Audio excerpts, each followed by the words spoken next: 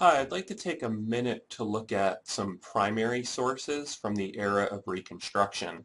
And one of the most fascinating collections of primary sources is the report of the Joint Select Committee to inquire into the condition of affairs in the late insurrectionary states.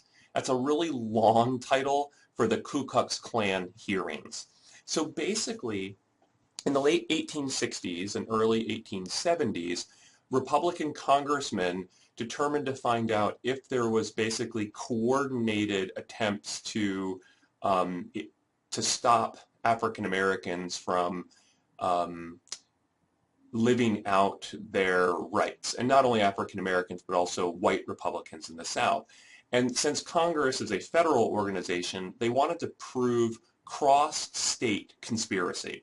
Because if any activity is illegal across states, then it becomes a federal issue. And so what they did is they had all these hearings held throughout the South, North Carolina, South Carolina, Florida, Alabama, Georgia. And what they were looking for were trends. They were looking for consistencies to find were whites, especially quote unquote Klan members, inhibiting the rights of African Americans and their white supporters. And what happened is a whole bunch of whites and blacks throughout the South, just everyday people, got interviewed, got questioned by Republicans and Democrats, and in their towns, in their cities. So the Congress basically sent officials to South Carolina. They sent officials to these states. And so here's what I find fascinating. Before the Civil War, the federal government was sending officials to round up runaway slaves. The federal government was on the side of enslavement, and African Americans largely were unable to testify. Now the federal government is going out to get their input. And so if you take a look at Volume 2, Testimony of North Carolina, and I'll click on the Internet Archive website here, you get the book from the time period, and if you start flipping through it just page by page, you get the title, here's in North Carolina, where it's printed, and then you get an index, and this index is kind of like it gives you a list of just general concepts, whether it's people or events. But if you look closely at it, you can see things like, universal suffrage for the Negro, the cause of whole difficulty, in page 313. So it's not just like a list of names or places.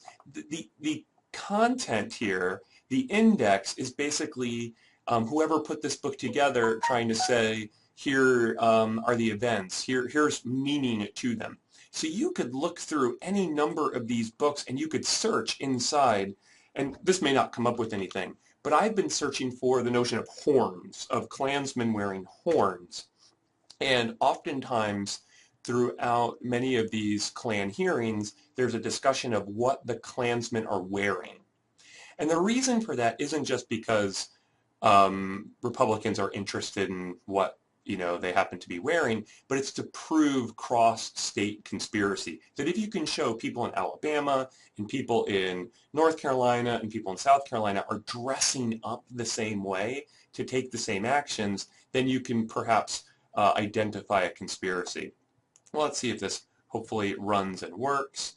I know I have a whole bunch of notes from lots of different places of where Southern whites are dressing up in horns, dressing up to kind of essentially look like demons. And if it won't work, I'll stop the video and you can search for your own things. Oh, here we go. So here's all the places where horns can be found. So let's take a look here. So we go to this page and it says, oh, here we go. We're after nothing, only those men, the men who fenced up my bridge, my gatekeeper told me he thought belonged to Hayward. Their shirts were thrown over their pantaloons, and something was thrown over their heads. The other men, he said, were equipped with horns and everything.